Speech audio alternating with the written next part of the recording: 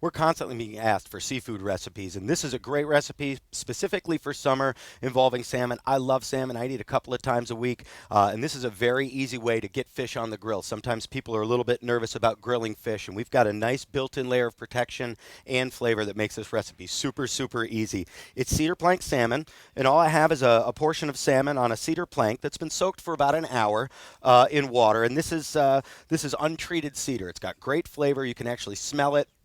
It smells like real wood. I want to discourage you from just going to your local hardware store and picking up some rogue cedar shingle. This is definitely something you want to make sure you've got clean cedar. They're easy to find, and they actually, you can get whole planks that you could put a whole side of salmon on if you wanted. So I'm going to do one portion here. I've got my salmon. What I have here is a blend of dark brown sugar and cracked pepper blend, which is really coarse pepper, salt, and dehydrated garlic. And it's just equal amounts, a tablespoon of each. And all I'm going to do is take this, and I'm going to put a nice even coat. This is a great recipe too to try for people that don't maybe enjoy salmon. Sometimes it can be a little aggressively flavored, but the brown sugar in this, when cooks, it sort of caramelizes up, gets really, really crispy, and lends a nice sweetness to the fish, which I think people that aren't necessarily fans of salmon really, really like. All right, so you just want to go ahead, get a nice even layer. Don't be afraid to pat it on there. What's going to happen when I put it on the grill is the heat of the oven is actually going to melt that sugar, and it's going to create a nice sweet glaze. It's got hits of garlic and pepper in there. It's an outstanding recipe. All right, so I've got my seasoning on there. My grill's been preheated on high. I'm going to close the cover, and now I'm going to turn the heat down to medium. And this is going to take about 12 or 15 minutes to cook.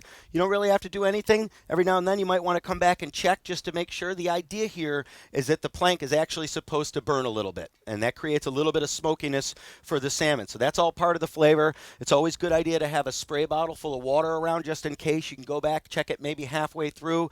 If the wood is starting to catch fire, that's actually pretty normal. Just spray it down, close the lid, and you'll be ready to go. Okay, it's about halfway through. I just wanted to give it a check, make sure my board is still holding up, and you can see the sugar is starting to melt on top of the fish, and I'm just starting to get a little bit of charring on the outside of the board. Again, that's perfectly natural. You know, you're not going to use these boards again. This is a one-shot deal. It's definitely supposed to get charred up around the edges, and again, that's going to create that nice smoky flavor that's going to finish the salmon.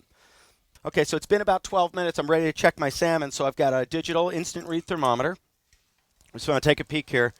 And that's exactly what I'm looking for. If you can see in here, all that sugar on the outside has started to bubble. You can see the cedar plank is nicely browned all the way around the outside. You can really, really smell it. Not overwhelmingly smoky, but just enough. And you can see the crust on the top has really started to melt. Looking for 130 degrees. I'm going to go right into the thickest part of the salmon like we always do when we're temping something.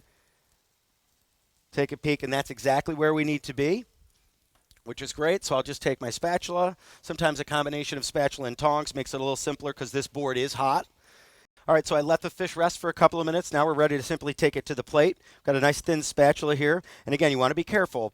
That sugar has turned to caramel on the board, so it's definitely going to be warm, so you want to be careful. All right, I'm just going to pick that up just like that. Look at that, gorgeous. You can see all almost like that burnished caramel color on the outside. This is great.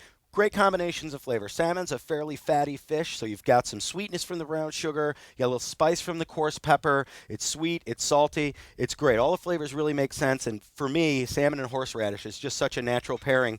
So what I'm going to do is I've just got a little bit of this horseradish cream, and I'm just going to put a little bit of dollop right here on the end.